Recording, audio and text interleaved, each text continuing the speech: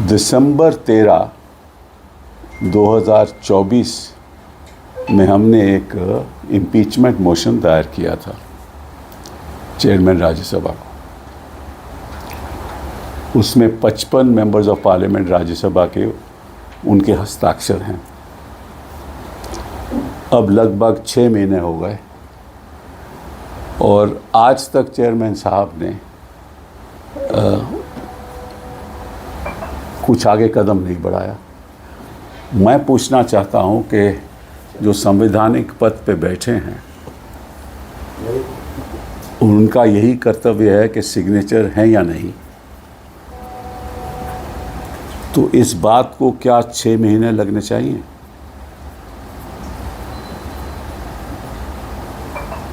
और एक और सवाल भी उठता है, क्या ये सरकार शेखर यादव की बचाई में लगी हुई है?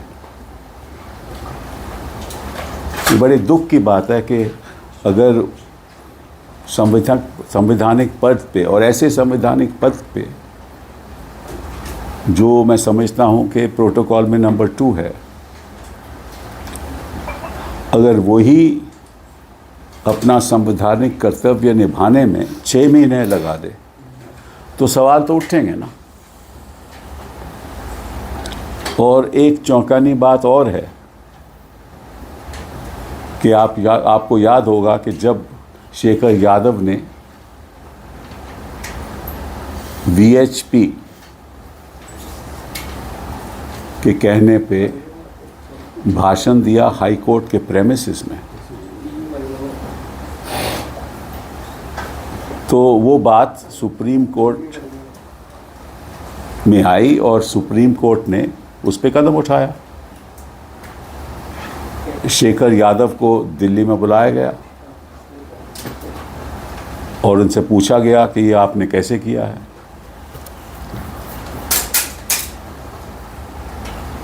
और उसके बाद चीफ जस्टिस इलाहाबाद से रिपोर्ट भी मंगवाई गई और चीफ जस्टिस इलाहाबाद ने सुना है कि रिपोर्ट नेगेटिव दी। और इस बीच चेयरमैन साहब ने 13 फरवरी 2025 को एक बयान दिया जिसमें उन्होंने कहा कि ये बात संवैधानिक तरीके से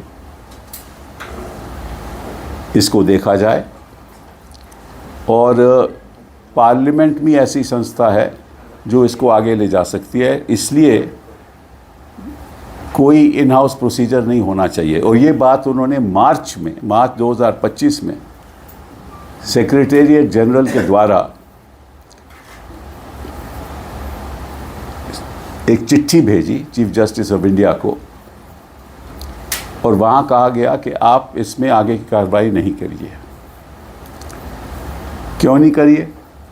क्योंकि उन्होंने कहा है कि जो इम्पीचमेंट मोशन है वो एक संवैधानिक प्रतिक्रिया के साथ उसके आगे बढ़ाया जाएगा और इसमें सुप्रीम कोर्ट को अपनी कार्रवाई पर रोक लगानी चाहिए। अब मुझे ये समझ नहीं है कि किस आधार पे ये बात हुई। पहला सवाल तो ये उठता है कि क्या सरकार को ऐसी और क्या चेयरमैन साहब को ऐसी चिट्ठी चीफ जस्टिस ऑफ इंडिया को लिखी जानी चाहिए? जो इन हाउस प्रोसीजर है वो सुप्रीम कोर्ट का अपना प्रोसीजर है, उसका इम्पीचमेंट मोशन से कोई ताल्लुक नहीं। अभी तो इम्पीचमेंट मोशन एडमिट भी नहीं हुआ, अभी तो दस्तखत की जानकारी चल रही है। 6 महीने हो गए, तो जब इम्पीचमेंट मोशन एडमिट ही नहीं हुआ तो उसका क्या ताल्लुक है इन हाउस प्रोसीजर के साथ? और अगर एडमिट हो भी जाता तो फिर भी उसका क्या ताल्लुक है? ये इन हाउस प्रोसीजर किस लिए बना था? इन हाउस प्रोसीजर इसलिए बना था कि अगर ऐसी कोई बात सुप्रीम कोर्ट के चीफ जस्टिस को पता चले कि कोई ऐसा जज है उच्च न्यायालय का जो अपना संवैधानिक कर्तव्य नहीं निभा रहा, तो निश्चित रूप से उसके खिलाफ कोई ना कोई कार्रवाई होनी चाहिए, पर पहले जांच होनी चाहिए। पहले ये पता लगना चाहिए कि क्या जो उसने किया है उसमें कोई तथ्य है या नहीं। इसमें तो कोई शेखर यादव ने जो बयान दिया उसमें तो कोई दो राय है नहीं, वो तो बयान सबके सामने है, सुप्रीम कोर्ट के सामने है। उन्होंने इनकार भी नहीं किया कि उन्होंने कैसा बयान दिया है, नहीं दिया, इस बात का उन्होंने इनकार नहीं किया। तो इसमें कार्रवाई की क्या ज़रूरत है? सुप्रीम कोर्ट को यही तय करना था कि या ये जो शेखर यादव जी ने ऐसा बयान दिया है जो हमारे हिसाब से टोटली कम्युनल बयान है, क्या उसको देना चाहिए या नहीं, और ऐसी पब्लिक स्टेटमेंट करनी चाहिए या नहीं, यही तय करना था। और तय करने के बाद क्या ऐसा जज अपने जज होते हुए अपने उस कुर्सी पे उसको बैठना चाहिए या नहीं, यही तय करना था ना। और इम्पीचमेंट मोशन अगर एडमिट होता है तो निश्चित रूप से वो कार्रवाई अलग है, वो तो संवैधानिक कार्रवाई है, उसका कोई ताल्लुक नहीं इन हाउस प्रोसीजर के साथ। और अगर इन हाउस प्रोसीजर सरकार को पसंद नहीं है तो फिर उसकी भी एक अलग तरीका है उसको रद्द करने का। और सबसे चौंकाने बात यह है कि चेयरमैन साहब ने ये कहा कि ये जो इन हाउस प्रोसीजर की बात है ये हमें पब्लिक डोमेन से पता चली, ये भी उन्होंने कहा।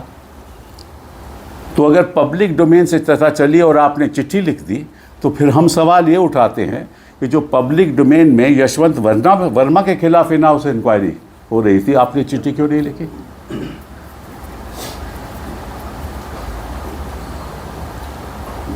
क्यों नहीं चिट्ठी लिखी? क्योंकि वो भी पब्लिक डोमेन में था। तो क्या ये सरकार शेखर यादव को बचाना चाहती है? ऐसे तो हमें लगता है कि बचाना चाहती है। और इसीलिए जो दस्तखत हैं उसकी जानकारी पूरी नहीं हो रही। और क्योंकि शेखर यादव 2026 में रिटायर हो जाएंगे तो ये मामला आगे बढ़ता जाएगा, और जब तक वो रिटायर होने वाले होंगे तब तय होगा क्या करना क्या नहीं, ताकि वही वक्त ही नहीं रहेगा। और मैं आज आपसे कहता हूँ कि 55 दस्तखत है ना, तो दो बातें होंगी, या तो इन पे कोई कार्रवाई नहीं होगी ताकि ये मामला यहीं फंसा रहे, या 6-7 दस्तखतों को कहेंगे ये सही दस्तखत नहीं है, ताकि वो मोशन रिजेक्ट हो जाए, ताकि हम सुप्रीम कोर्ट जाएं, उस पर वक्त लगे, ताकि शेखर यादव रिटायर हो जाए। तो तीसरी बात तो होगी नहीं। तो मुझे नहीं मालूम। और फिर यही लोग कहते हैं, और देखिए आपको याद होगा कि जब गवर्नर साहब एक स्टेट के, एक प्रदेश के बिल नहीं पारित कर रहे थे, तो यही चेयरमैन साहब ने कहा था कि सुप्रीम कोर्ट का कोई हक नहीं है संवैधानिक कि वो तय करे कि कितने महीनों में इसका फैसला होना चाहिए, ये कहा था ना। और फिर उसके बाद जब ये जजमेंट आई तो निश्चित रूप से एक रेफरेंस भी आ गया सुप्रीम कोर्ट में इसी बात को सामने रखते हुए। तो यही बात आज भी हो रही है कि कोई कोर्ट चेयरमैन साहब को ये नहीं कह सकता कि आप कितने दिनों में, कितने महीनों में और कितने सालों में आप फैसला करोगे, क्योंकि ये तो उनका हक है और संविधान में तो लिखित नहीं है कि कितने महीनों में फैसला होगा। तो ये दो तरफिया जो बातें हो रही हैं कि यशवंत वर्मा के केस में आप कहते हो कि साहब पब्लिक डोमेन में है, आप चिट्ठी नहीं लिखते, लेकिन शेखर यादव के केस में चिट्ठी लिखते हो। So this is according to me very unfortunate,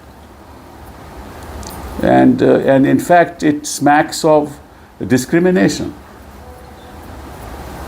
For if it is your case that having found out in the public domain that an in-house procedure was going on, and therefore since a petition was pending before you for impeachment, the Secretary General of the Rajya Sabha decided to write and inform the Chief Justice of India that that motion is pending and therefore you shouldn't go forward with your in-house procedure. Whereas we all know that the in-house procedure has nothing to do with the impeachment motion, and that impeachment motion has not even been admitted so far.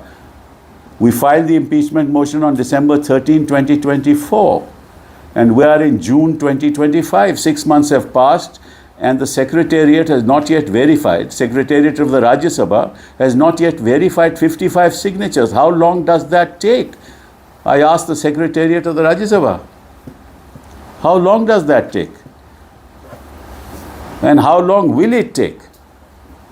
And how long will you be delaying this? Because your attempt of this government is to save Shekhar Yadav for what he said, which was entirely communal, when he made this speech on 8th of December 2024. And the Chief Justice of India decided to start an in-house procedure to find out as to what the stand of Shekhar Yadav was. He was called. He was asked as to whether he had given this speech, of course, that he couldn't deny. And after that, when obviously the government thought that this would go further and the in-house procedure would start, especially when the Allahabad Chief Justice of the Allahabad High Court gave a negative report, and there were other complaints also against Shekhar Yadav. So knowing that this would lead to deep embarrassment, they decided to protect Shekhar Yadav, and therefore they have delayed the signature campaign. They have delayed the verification of signatures. And this will go on and on and on till he retires in 2026, early 2026. This is very unfortunate. And if the in-house procedure, which was in the public domain, came to be the reason for the Secretary General of the Rajya Sabha to write to the Supreme Court Chief Justice of India's office, then surely the same procedure should have been followed in the case of Yashwant Verma. Because that also in-house procedure was in the public domain. So why didn't that happen? Why are you trying to save Shekhar Yadav and at the same time target some other judge? So you should deal with two people equally without discrimination. And this is most unfortunate. This is one part. The second part, which is even more important. The law minister has been making statements to the effect that, and this is what I have read in newspapers, that he has been reaching out to other political parties to take support, to take the impeachment motion forward. There is no impeachment motion yet, in any case, because 50 members of Rajya Sabha and 100 members of Lok Sabha, neither of them have signed any motion for impeachment. But obviously the government is sending feelers to the opposition parties that they should come together and move against the judge. Whether they move against the judge or don't move against the judge is a separate issue altogether. But the fact of the matter is that I have learnt that they are saying that we do not want to refer this matter under the Judges Inquiry Act, and we want to remove the judge on the basis of the in-house report that has been forwarded to the President of India. And I warn this government that if they try that, it will be entirely unconstitutional. Because the in-house inquiry report is only for the Supreme Court of India, not meant to be an inquiry which is followed through an impeachment motion under the Judges Inquiry Act. तो कहने का मतलब ये है कि रिजिजू साहब ने प्रयास कर रहे हैं विपक्षी दलों के साथ कि इकट्ठा होकर ये तय करना चाहिए कि इस जज को रिमूव करें, यशवंत वर्मा को रिमूव करें। रिमूव करेंगे या नहीं करेंगे, अभी तब तो कोई इम्पीचमेंट मोशन है ही नहीं। ना 50 मेंबर ऑफ पार्लियामेंट ने राज्यसभा में हस्ताक्षर किए हैं, ना 100 मेंबर पार्लियामेंट लोकसभा में हस्ताक्षर किए हैं। तो इम्पीचमेंट मोशन तो वो सामने है नहीं। लेकिन हमें ये जानकारी है कि उन्होंने कई वकीलों से भी बात की है कि हम चाहते हैं कि ये जो इन हाउस रिपोर्ट है, इसके आधार पे हम जज को रिमूव कर दें। मुझे नहीं मालूम कि वकीलों ने क्या उनको राय दी है, ये तो मैं जानता नहीं हूँ, लेकिन अगर ये ऐसा करेंगे तो निश्चित रूप पे हम विरोध करेंगे। ये पूरा असंवैधानिक है और हम ये चेतावनी देते हैं इस सरकार को, अगर ऐसा करेंगे तो पूरा असंवैधानिक होगा और हम इस पे फिर जो भी करना होगा करेंगे, क्योंकि हम सोचते हैं कि ऐसे अगर प्रेसिडेंट बन जाएं तो निश्चित रूप से जुडिशल इंडिपेंडेंस को भी बड़ा भारी खतरा है, क्योंकि कोई भी इन हाउस रिपोर्ट हो जाए और उसके बाद विदाउट अ जजेस इंक्वायरी एक्ट उसको इम्पीच किया जाए तो ये मैं समझता हूँ कि एक इनडायरेक्ट वे है ऑफ कंट्रोलिंग द जुडिशरी। तो ये भारी जुडिशियल इंडिपेंडेंस के लिए बड़ी ख़तरनाक बात है। It's very dangerous to bypass the Judges Inquiry Act and start removing judges on the basis of some findings through an in-house procedure, which may be valid, may not be valid. That I don't know. But if such a procedure is followed, it will be extremely dangerous for upholding the independence of the judiciary, because it will be an indirect way of subverting the law and removing a judge on the basis of some in-house inquiry. So these are very, very serious issues which I wanted to, through you, convey to the people of this country. And जो जानकारी है वो जनता को पता लगनी चाहिए कि किस तरह से जो बड़े बड़े लोग बड़े बड़े पदों पे बैठे हैं वो अपना कर्तव्य ज़रा आहिस्ता से निभा रहे हैं, इतना ही कह सकता हूँ।